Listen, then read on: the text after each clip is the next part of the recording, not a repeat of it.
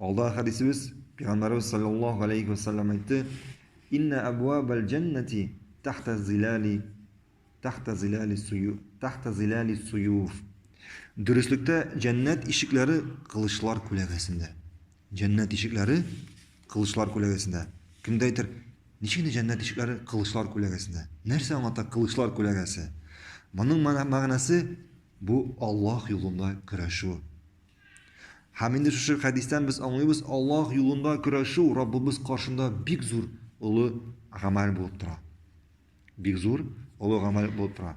Һәм кем Аллаһ каршында көрәшсә, Аллаһ аны үзенең җәннәтенә, үзенең бөек ишекләреннән кертәчәк. Һәм инде кемдә булса аңларга мөмкин, Аллаһ юлында көрәшү бу инде барды кылыч алып, корал алып, Аллаһ юлында сугышу дип. Юк. Шулай ук гыйлем алу.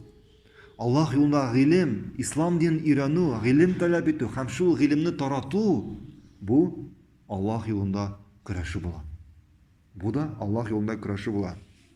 Һәм шулай ук без инде бүгенге көндә корал алып, урманнарга киткән, тауларга менгән һәм башка җирләргә киткән, корал алып, Аллаһ юлында көрәшәм дип, бер хаксызга кешеләр үтереп йөрүчеләрне без Аллаһ юлында көрәшүчеләр дип әйтәбезме? Юк, әлбәттә. Булар Аллаһ юлында көрәшүчеләр түгел. Һәм Аллаһ юлында көрәшүчеләр түгел, чөнки без укыдык. Менә әле бүген 13нче хадис, инде ничә хадис укыдык? Безне динебез нәрсәгә чакыра? Аллаһ һәм пәйгамбәре нәрсәгә чакыра безне? Мәрхәмәтлеккә, игелеккә, яхшылыкка, гафу итәргә һәм башкасы.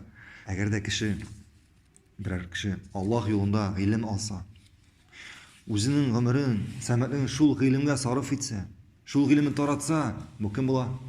Аллаһ юлында көрәшү була. Һәм бу кешене Аллаһ Тәгалә иншааллаһ кая кертәчәк?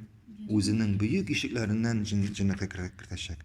Һәм инде без сорыйбыз Аллаһтан, Аллаһ безне шушы Аллаһ юлында көрәшеп, гыйлем таләп итүчеләрдән, гыйлем алучылардан һәм шул гыйлемне Аллаһ юлында таратучылардан итсен. Амин.